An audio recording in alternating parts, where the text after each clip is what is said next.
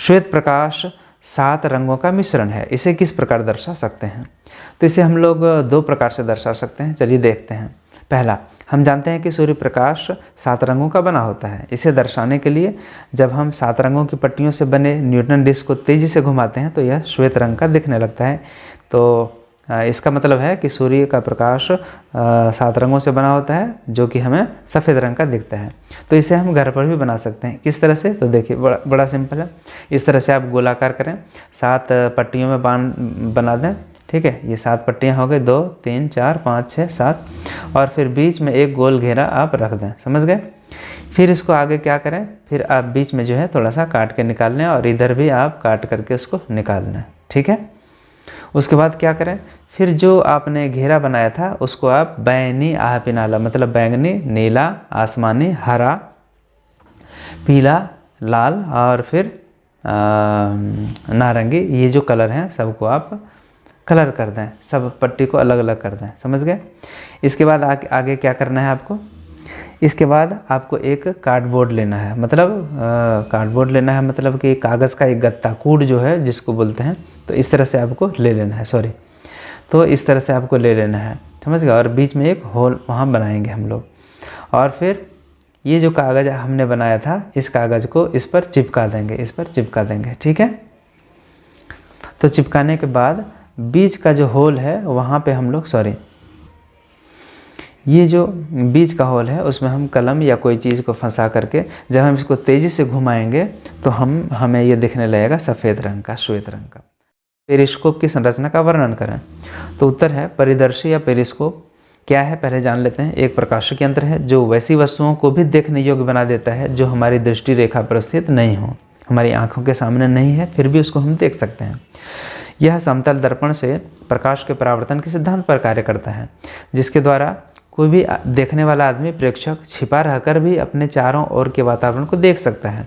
इसका उपयोग पनडुब्बी में, युद्धपोत में, क्रूजर मिसाइल में, ठीक है, छिपे सैनिकों द्वारा किया जाता है, और तोपखाने में लक्ष्य को देखने और शत्रु की गतिविधि का ज्ञान करने के लिए भी किया जाता है पेरिस्कोप का उपयोग।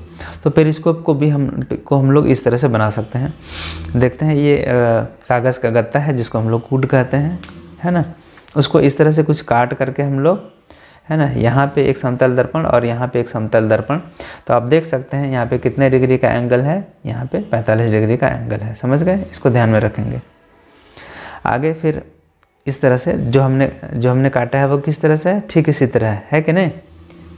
देखिए, ये ठीक इसी तरह है। तो 45 डिग्री पर हमने दर्पण को रख दिया है, 45 डिग्री पर दर्पण को रख दिया है, ठीक है।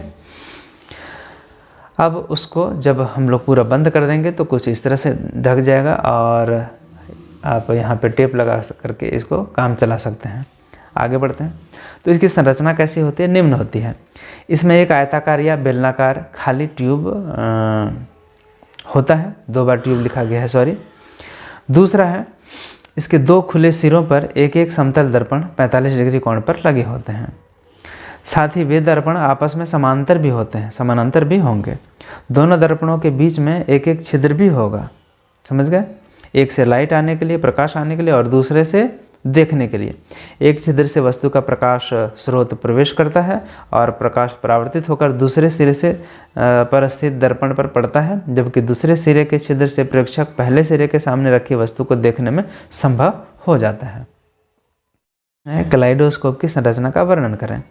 तो उत्तर होगा, कैलाइडोस्कोप या बहुमूर्तिदर्शी एक ऐसा प्रकाशक यंत्र या खिलौना है जो प्रकाश के परावर्तन के सिद्धांत पर कार्य करता है। वह परावर्तन के कारण रंगीन प्रतिबिंब और अनेक सुंदर पैटर्न बनाते हैं। ठीक है, यहाँ थोड़ा सा मिस्टेक। आइए आगे देखते हैं। तो कुछ इस तरह का चित्र होता है, समझ गए। अभी इसके बारे में मैं डिटेल्स बताऊंगा। ये इस तरह से 3 आयताकार जो है समान आकार का हम लोग कांच को ले सकते हैं। एक तरफ जो है तीनों जो कांच का टुकड़ा है वो एक तरफ से पेंट किया हुआ रहेगा, दूसरी तरफ से खुला हुआ रहेगा। समझ गए। आइए फिर इसके बारे में बताता हूँ। बहुमूर्तिदर्शी की संरचना कैसी होगी।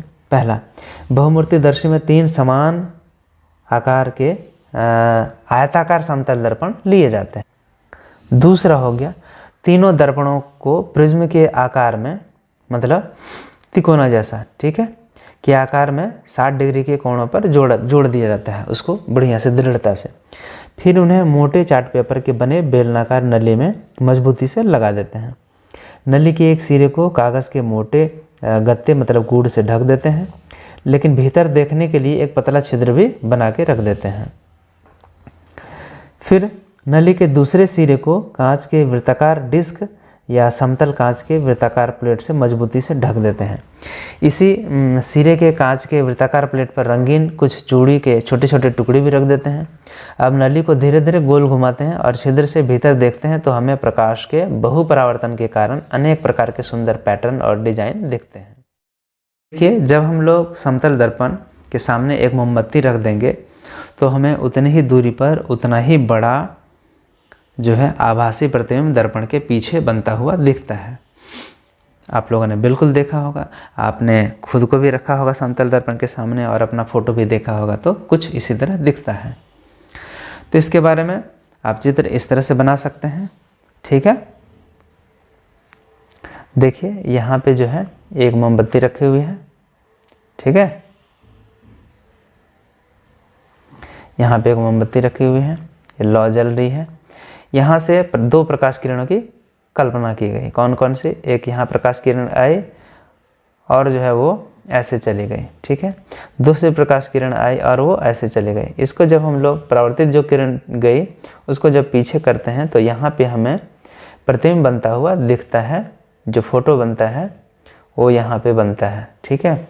मतलब इतनी ही दूरी पर प्रतिबिंब बनता है और जैसा इधर सीधा ऐसे था तो इधर भी सीधा ही बनता है। ये खासियत है। तो चलिए देखते हैं इसकी विशेषताएं क्या क्या थी। तो समतल दर्पण से बने प्रतिबिंब की विशेषताएं निम्नलिखित हैं। समतल दर्पण से बना प्रतिबिंब आभासी होता है, मतलब वो काल्पनिक होता है, उसको पर्दे पर नहीं उतारा जा सकता है। दूसरा, समतल दर्पण से बना प्रतिबिंब दर्पण के पीछे बनता है, ये भी मैंने बताया, आपने देखा। समतल दर्पण से वस्तु की दूरी और प्रतिबिंब की दूरी समान होती है। यही कारण है यदि बाहर से हम दूरी को मापेंगे तो यदि 1 मीटर की दूरी पर आपने वस्तु को रखा है दर्पण से, तो फोटो की दूरी वस्तु की दूरी से लगभग 2 मीटर की दूरी पर होगी, ठीक है। अगला है, प्रतिबिंब का आकार वस्तु के आकार के बराबर होता है, यह भी हमने बताया आपको। समतल दर्पण से बना प्रतिबिंब फोटो जो है वो सीधा होता है, क्योंकि काल्पनिक है इसलिए सीधा होना ही होना है।